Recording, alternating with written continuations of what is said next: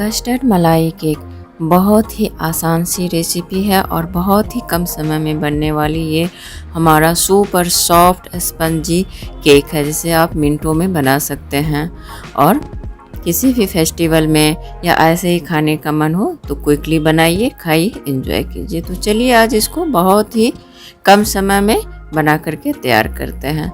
तो यहाँ पर एक बर्तन लीजिए, उसमें 1 कप पानी डालिए और जिस कप से आप पानी डाल रहे हैं उसी कप से आधा कप चीनी डालिए। इससे हमें शुगर सिरप बनाना है, चाशनी बनाना है। और थोड़े से फूड कलर डाल दीजिए। फूड कलर नहीं डालना चाहते हैं तो केसर के धागे आप डाल सकते हैं। और इलायची पाउडर, इलायची को कूट करके पाउडर बना लीजिए, डाल लीजिए। देखिए मोटी हो गई है, चिपचिपी सी हो गई है। आपको देख करके पता लग गया होगा कैसा चाशनी चाहिए। चाशनी ठंडा हो रहा है। इधर हम एक पैन में आधा लीटर दूध लेते हैं। आधा लीटर दूध आप ले लीजिए, इसको अच्छे से बॉईल कर लीजिए। अब उसी दूध में से यहाँ पर 5 से 6 टेबल स्पून दूध निकाल लीजिए। उसमें 1 टेबल स्पून कस्टर्ड पाउडर और 2 टेबल स्पून आप कॉर्नफ्लावर ले लीजिए और अच्छे से मिक्स कर लीजिए। कॉर्नफ्लावर नहीं है तो आप मैदा भी ले सकते हैं।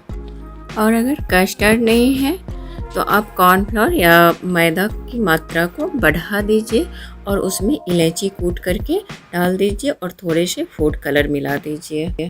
कस्टर्ड पाउडर में ऑलरेडी वनीला एसेंस मिला रहता है, लेकिन जब आप बिना कस्टर्ड पाउडर का बनाएंगे तो आपको इलायची पाउडर देना मस्ट है, ज़रूरी है।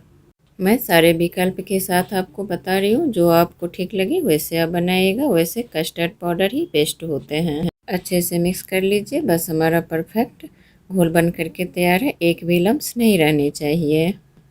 इधर दूध को मैं कम हीट पर, कम फ्लेम पर रखी हुई थी। इस पर मलाई आ गए हैं। तो आप क्या कीजिए, तो इस तरह स्पैचुला से सारी मलाई को निकाल लीजिए, क्योंकि जब हम इसमें कस्टर्ड घोल को मिक्स करेंगे तो मलाई के साथ मिक्स करने में हमें थोड़ी कठिनाई आएगी। इसलिए इस तरह से आप सारी मलाई को अलग किसी छोटे से बॉल में आप निकाल लीजिए। तब इसमें आप धीरे धीरे करके कस्टर्ड घोल को मिलाइए, जो हमने पहले से ही बना करके तैयार किए हुए हैं।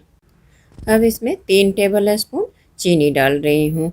चीनी संभल करके ही डालिए, क्योंकि आगे जा कर के हमें शुगर सिरप जो बनाए हैं चाशनी, उसका भी इस्तेमाल करना है।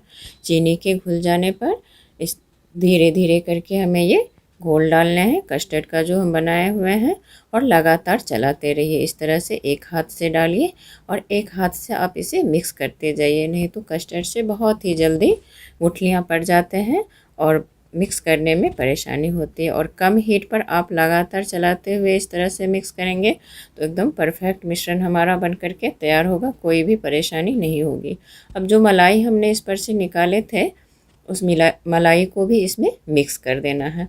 एकदम बहुत ही ज़्यादा सॉफ्ट क्रीमी हमारा केक बन करके तैयार होगा। आप ज़रूर ट्राई कीजिएगा, ज़रूर अच्छे बनेंगे। इसमें कोई ये बात नहीं है जो हाँ अच्छा नहीं बना, नहीं फूला, कोई टेंशन नहीं। बस हमारा ये मिश्रण भी बन करके तैयार हो गया है परफेक्ट। गैस को ऑफ कीजिए। ऐसा ही थिकनेस हमें चाहिए। अब आगे का प्रोसेस करने जा रही हूँ। अब इस केक का जो मेन सीक्रेट है वो है ये टोस्टी। टोस्टी हम लोग चाय के साथ खाते हैं ना, वो टोस्टी आप ले लीजिए। अगर टोस्टी नहीं मिल रहा है, आप ऐसे जगह पर हैं जहाँ आसानी से अवेलेबल नहीं है, वहाँ पर आप बिस्किट का भी इस्तेमाल कर सकते हैं। पार्ले जी बिस्किट आता है ना, वो ले लीजिए। टोस्टी को रस्क के नाम से भी जानते हैं। तो इस तरह से आप सारे रस्क को इस तरह से सेट कर दीजिए।